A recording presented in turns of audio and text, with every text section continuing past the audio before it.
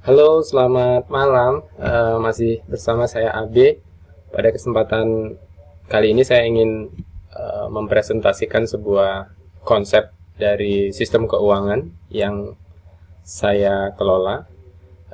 Dalam hal ini saya ingin menganalisis sebuah data keuangan khususnya untuk mengelola data sekolah. Data sekolah. Semoga ini bisa menjadikan gambaran bagi Anda yang belum memiliki sebuah sistem keuangan. Dengan sistem ini maka bisnis Anda akan jauh lebih tertata dan lebih terukur. Jika dianalisa dari bisnisnya, sistem ini saya lebih fokus kepada jenis bisnis yang jasa. Jadi di sini sistem yang saya presentasikan nanti arahnya adalah ke jasa, bukan ke retail. Jadi di sini nanti tidak ada stok. Kita lebih bicara jasa. Yang kedua adalah komponen pendapatannya nanti ada SPP, ada uang gedung, kemudian ada uang seragam. Nah, bisa ditambah dengan keadaan yang ada di dalam sekolah kita. Jadi ini sifatnya bisa ditambah, bisa dikurang. Nah, kemudian siapa pelanggannya? Pelanggannya tentu siswa sendiri. Yang dibalik transaksi ini sebenarnya yang bertransaksi adalah orang tua dari siswa. Nah, transaksi pendapatan ini adalah transaksi yang dilakukan antara sistem atau dari bagian tata usaha dengan orang tua. Jadi pembayaran uang SPP dan lain-lain, yang SPP, uang gedung, uang seragam dan lain-lain tadi. Kemudian kita bisa membuat tagihan. Kita juga bisa membuat tagihan yang kita bisa berikan kepada orang tuanya. Kemudian kita juga sebagai outputnya kita bisa memberikan bukti pembayaran. Nah, sebagai tindak lanjutnya adalah kita bisa membuat laporan pembayaran per hari, per bulan, yang ini datanya bisa kita kirimkan ke yayasan. Baik, saya ingin menunjukkan kepada Anda tahapan ini dulu ya. Jadi ini lebih pada tahapan bagaimana uang masuk, yaitu kita akan memasukkan data siswa, kemudian melakukan data transaksi.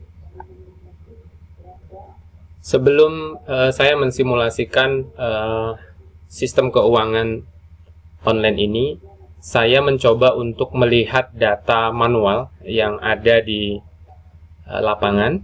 Dalam hal ini saya melihat sebuah laporan keuangan dari sebuah TK, yaitu pada bulan Februari tahun 2006, di mana di sini terdapat pendapatan dan operasional. Nah, dari sini didapat sebuah data jumlah murid yang ada di TK ini adalah 128. Kemudian melakukan transaksi pembayaran, ya ini dilihatnya adalah SPP dengan nominal 285 per bulan dikali 101 anak dapatnya segini. Kemudian yang 270 kali 22 anak dapat 5.900.000. Kemudian yang sampai dan seterusnya. Nah, jika dilihat dari data ini, dari laporan ini, maka pihak yayasan tentu harus membongkar data secara manual. Ini salah satu kelemahannya. Di sini tidak ada daftar siswa membayarnya dan data tanggalnya. Nah, ini yang nanti mungkin akan muncul di dalam sistem. Yang selanjutnya, selain pendapatan juga ada operasional. Operasional komponennya adalah gaji, listrik dan telepon. Nah, kemudian di bawah ada saldo yang kemudian disetor ke yayasan.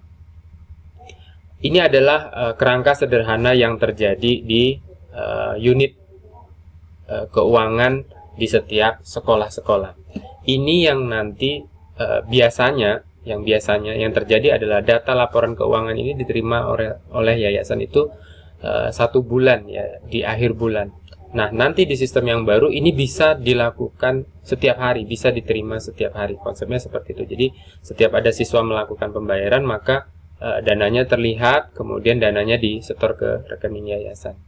Nah, ini adalah data manualnya. kemudian kita akan mencoba untuk memasukkan ke dalam sistem. Kita mulai mencoba untuk masuk ke dalam sistem. Jadi untuk memiliki user ini, Anda harus terlebih dahulu register kepada saya. Maka setelah register saya akan membuatkan sebuah user. Nanti usernya akan dikirim ke email Anda. Baik, setelah kita login, maka kali pertama kita harus siapkan dulu komponen-komponen apa yang menjadi sebuah pendapatan di bisnis kita, ya.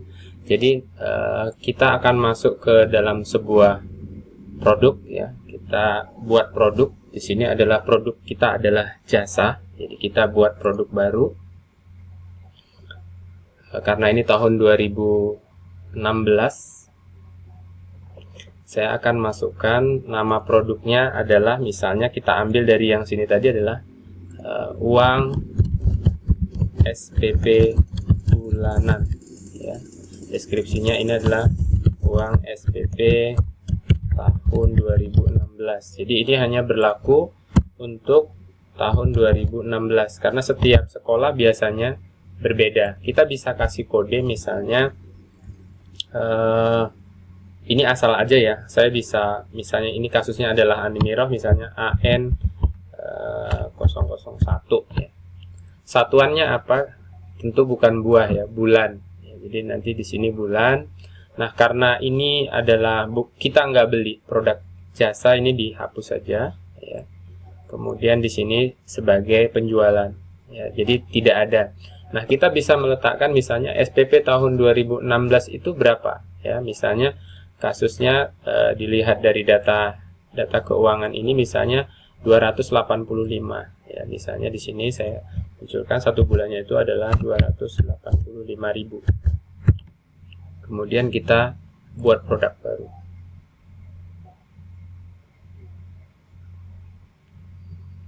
Ya, sudah jadi, ya. Kemudian kita kembali lagi ke produk.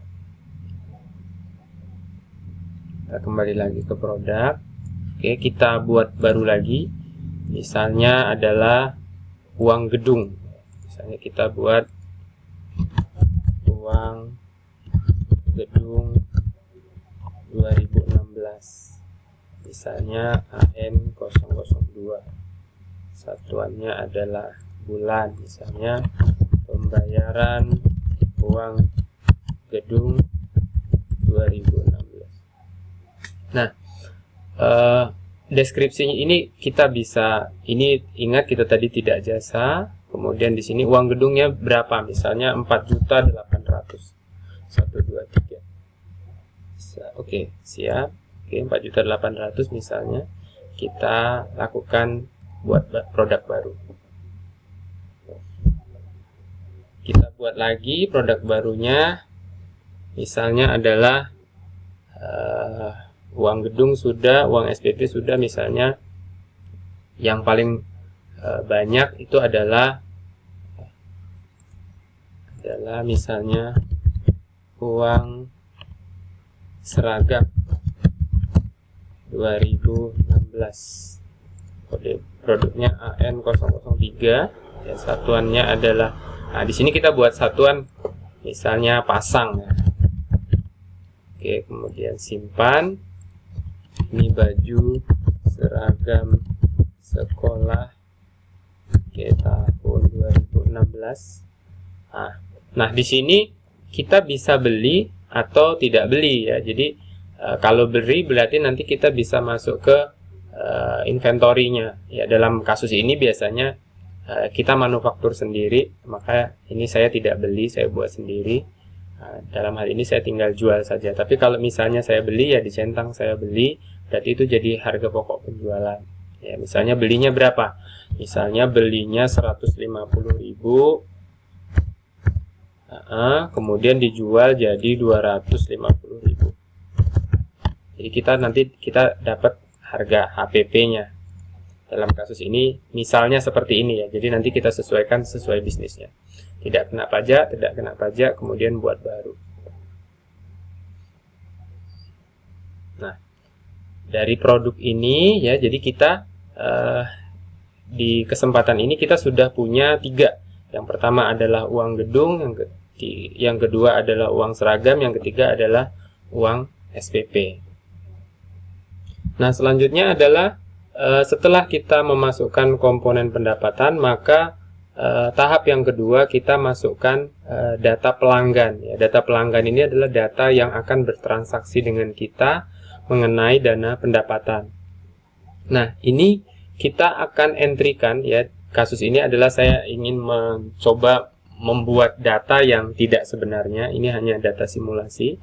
Kita akan mengentrykan data pelanggan kita. Data pelanggan kita. Ini saya hapus aja dulu. Data yang ada saya hapus biar baru ya.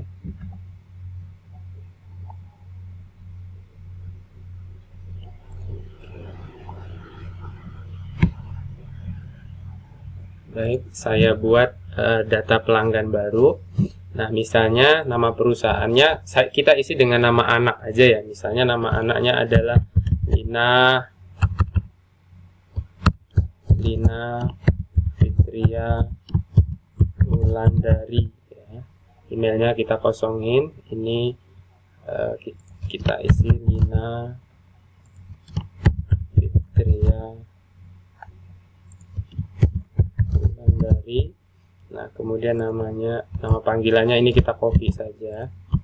Ya, makin detail makin bagus ya. Misalnya karena ini kasusnya jasa, mungkin anaknya banyak, Anda bisa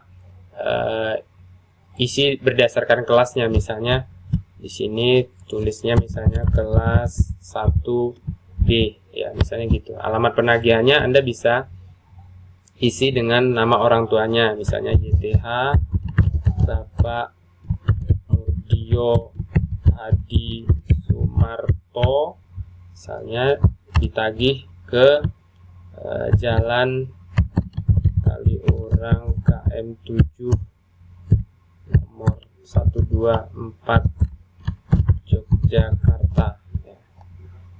Misalnya alamat pengirimannya sama, silahkan diisi sama, informasi lainnya.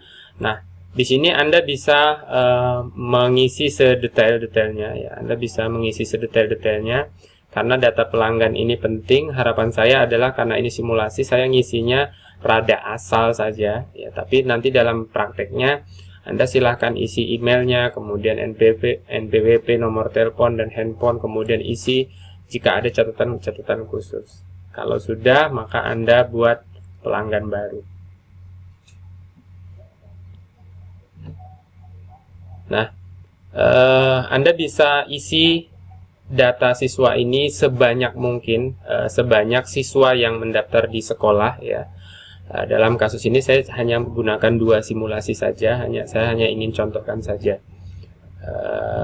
Ini video 1 sebelum kita masuk ke data transaksi. Di sini saya tegaskan kepada Anda bahwa kita baru mengisi data dasar. Yang pertama adalah data komponen pendapatan, yang kedua adalah data siswa.